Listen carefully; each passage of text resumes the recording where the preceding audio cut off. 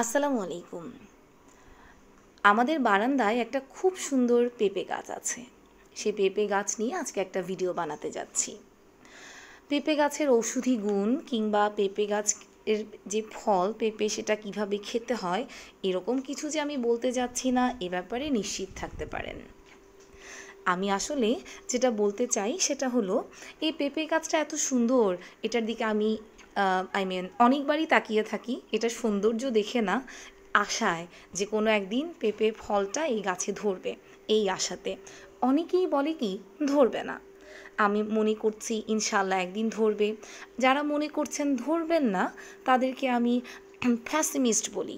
তারা ফ্যাসিমিজম ছড়াচ্ছেন, অর্থাৎ তারা খুবই নিরাশাবাদ অথবা হতাশাবাদ ছড়াচ্ছেন। তাদের মনে এরকম কোনো কনফিডেন্স বা বিশ্বাসই নাই যে এইরকম একটা গাছে একদিন পেঁপে ধরতে পারে। তাহলে তাদেরকে আমি কি বলছি? ফ্যাসিমিস্ট বলছি।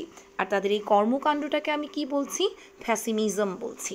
ফ্যাসিমিজম মানে হলো এমন একটা টেন্ডেন্সি কিংবা বিলিভ যে ভবিষ্যতে খারাপ কিছু হতে যাচ্ছে, খারাপ কিছু ঘটতে যাচ্ছে, কিংবা পজিটিভ কিছু ঘটবে না, এমন ভাবাটাকেই আমরা ফ্যাসিমিজম বলবো। ফ্যাসিমিজম শব্দটা একটা নাউন। আর যারা এরকম ফ্যাসিমিজমে বিলিভ করেন তাদেরকে আমরা ফ্যাসিমিস্ট বলবো। ফ্যাসিমিস্ট শব্দটা অ্যাডজেক্টিভ।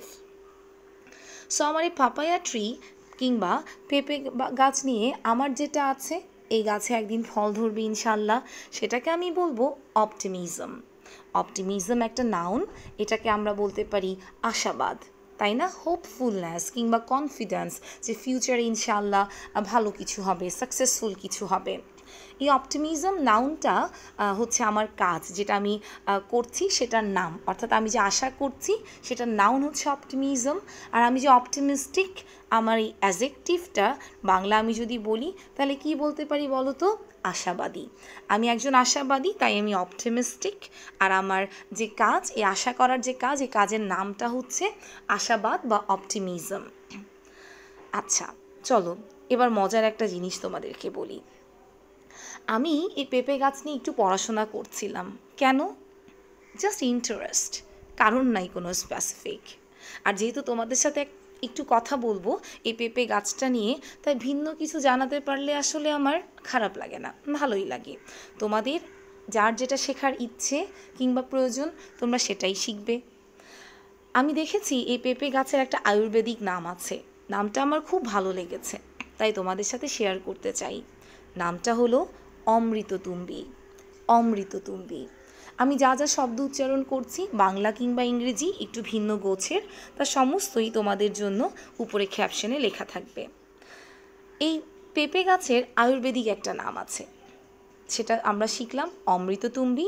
আবার ইউনানি একটা নাম আছে, সেটা হলো পাপিতা। কি বললাম? পাপিতা। সবচেয়ে মজার কথা কি জানো? চট্টগ্রামের মানুষেরা এই পেঁপেকে একটা ভিন্ন নামে ডাকে, এতটাই ভিন্ন যা তুমি চিন্তাও করতে পারছো না। যারা চট্টগ্রামের আছে তারা নিশ্চয়ই এর মধ্যে বুঝে গেছে আমি কোন নামটার কথা বলবো। ভীষণ সুন্দর একটা নাম, হইয়া। হ চন্দ্রবিন্দু রস্বই অন্দস্তীয় আকার।